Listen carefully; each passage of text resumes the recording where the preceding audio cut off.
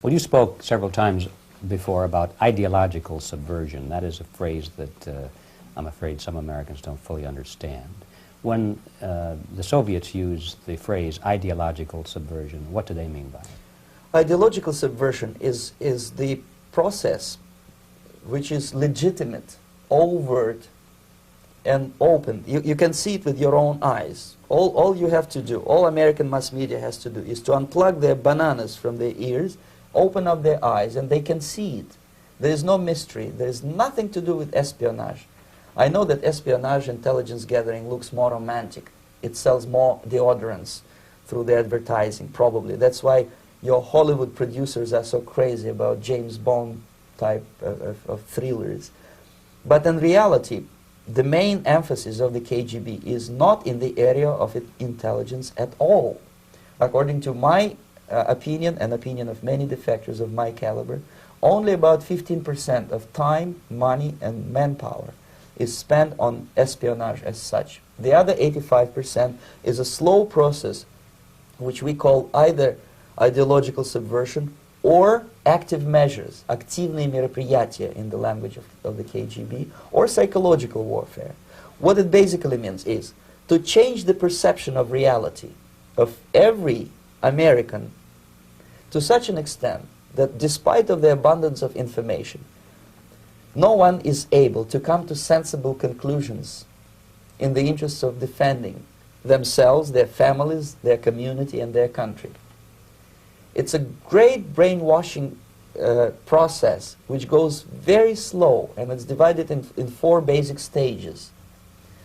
The first one being demoralization. It takes from 15 to 20 years to demoralize a nation. Why that many years? Because this is the minimum number of years which requires to educate one generation of students in the country of your enemy, exposed to the ideology of the enemy. In other words, Marxism-Leninism ideology is being pumped into the soft heads of at least 3 generations of American students without being challenged or counterbalanced by the basic values of Americanism, American patriotism. The result you can see. Most of the people who graduated in the 60s, dropouts or half-baked intellectuals, are now occupying the positions of power in the government, civil service, business, mass media, educational system. You are stuck with them. You cannot get rid of them. They are contaminated. They are programmed to think and react to certain stimuli in a certain pattern. You cannot change their mind, even if you expose them to authentic information, even if you prove that white is white and black is black, you still cannot change the basic perception and the logic of behavior. In other words, these people, the process of demoralization is complete and irreversible. To get rid of society of these people, you need another 20 or 15 years to educate a new generation of patriotically minded and common sense people who would be acting in favor and in the interests of United States society. And yet these people who've been programmed and, as you say, in place, and yes, who are favorable to an opening with the Soviet concept, these are the very people who would be marked for extermination in this country? Most of them, yes. Simply because the psychological shock when they will see in future what the beautiful society of equality and social justice means in practice, obviously they will revolt. They will be very unhappy, frustrated people. And the Marxist-Leninist regime does not tolerate these people. Obviously they will join the links of dissenters, dissidents. Unlike in present United States, there will be no place for dissent in future Marxist-Leninist America. Here you can get popular like Daniel Ellsberg and filthy rich like Jane Fonda for being dissident, for criticizing your Pentagon. In future, these people will be simply squashed like cockroaches. Nobody is going to pay them nothing for their beautiful, noble ideas of equality. This they don't understand, and it will be greatest shock for them, of course. The demoralization process in the United States is basically completed already. For the last 25 years, actually it's overfulfilled, because demoralization now reaches such areas where previously not even Comrade Andropov and all his experts would even dream of such a tremendous success. Most of it is done by Americans to Americans, thanks to lack of moral standards. As I mentioned before, exposure to true information does not matter anymore. A person who was demoralized is unable to assess true information. The facts tell nothing to him. Even if I shower him with information, with authentic proof, with documents, with pictures, even if I take him by force to the Soviet Union and show him concentration camp, he will refuse to believe it until he is going to receive a kick in his fat bottom. When a military boot crashes then he will understand, but not before that. That's the tragic of the situation of demoralization. So basically America is stuck with demoralization, and unless, even if you start right now, here, this minute, you start educating new generation of Americans, it will still take you 15 to 20 years to turn the tide of ideological perception of reality back to normalcy and patriotism. The next stage is destabilization. This time, subverter does not care about your ideas and the patterns of your consumption. Whether you eat junk food and get fat and flabby, it doesn't matter anymore. This time, and it takes only from 2 to 5 years to destabilize a nation, what matters is essentials: economy, foreign relations, defense systems. And you can see it quite clearly that in some areas, in such sensitive areas as defense and economy, the influence of Marxist-Leninist ideas in the United States is absolutely fantastic. I could never believe it 14 years ago when I landed in this part of the world, that the process will go that fast. The next stage, of course, is crisis. It may take only up to 6 weeks to bring a country to the verge of crisis. You can see it in Central America now.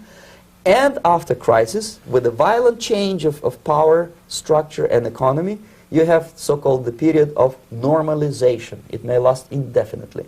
Normalization is a cynical expression borrowed from Soviet propaganda. When the Soviet tanks moved into Czechoslovakia in '68, Comrade Brezhnev said, "Now the situation in brotherly Czechoslovakia is normalized."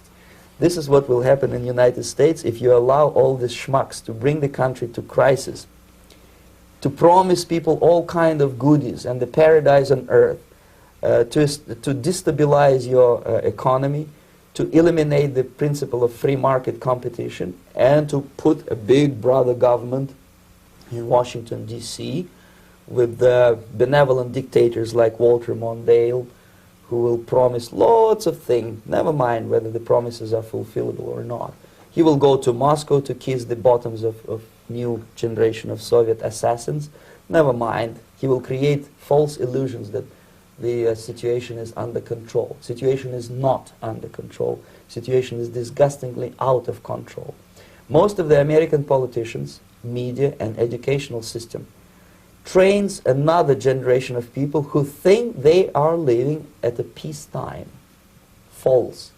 The United States is in the state of war, undeclared total war against the basic principles and the foundations of this system. And the initiator of this war is not Comrade Andropov, of course. It's the system. However ridiculous it may sound, the world communist system or the world communist conspiracy, whether I scare some people or not, I don't give a hoot.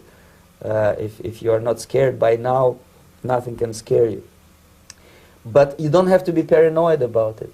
What actually happens now, that unlike myself, you have literally several years to live on unless the United States wake up. The time bomb is ticking. With every second, the disaster is coming closer and closer. Unlike myself, you will have nowhere to defect to, unless you want to live in Antarctica with penguins. This is it. This is the last country of freedom and possibility. Okay, so what do we do? What is your recommendation to the American people? Well, the immediate thing that comes to my mind is, of course, There must be a very strong national effort to educate people in the spirit of real patriotism, number one. Number two, to explain them the real danger of socialist, communist, whatever, welfare state, big brother government. If people will fail to grasp the impending danger of that development, nothing ever can help United States. You may kiss goodbye to your freedom, including freedoms to homosexuals, to prison inmate. All this freedom will vanish, evaporate in 5 seconds, including your precious lives. The second thing, the moment at least part of United States population is convinced that the danger is real, they have to force their government. And I'm not talking about sending letters, signing petitions, and all this beautiful, noble activity. I'm talking about forcing United States government to stop aiding communism. Because there is no other problem more burning and urgent than to stop the Soviet military-industrial complex from destroying whatever is left of the free world. And it is very easy to do. No credits, no technology, no money, no political or diplomatic recognition, and of course no such idiocy as grain deals to USSR. The Soviet people, 270 millions of Soviets, will be eternally thankful to you if you stop aiding a bunch of murderers who sit now in Kremlin and whom President Reagan respectfully calls government. They do not govern anything, least of all such complexity as the Soviet economy. So basic, two very simple, maybe too simplistic answers or solutions, but nevertheless they are the only solutions. Educate yourself, understand what's going on around you. You are not living at the time of peace. You are in a state of war, and you have precious little time to save yourself. You don't have much time, especially if you are talking about young generation. There's not much time left for convulsions to the beautiful disco music. Very soon it will go, just overnight. If we are talking about capitalists or wealthy businessmen, I think they are selling the rope on which they will hang very soon. If they don't stop, if they cannot curb their unsettled desire for profit, and if they keep on trading with the monster of the Soviet communism, they are going to hang very soon.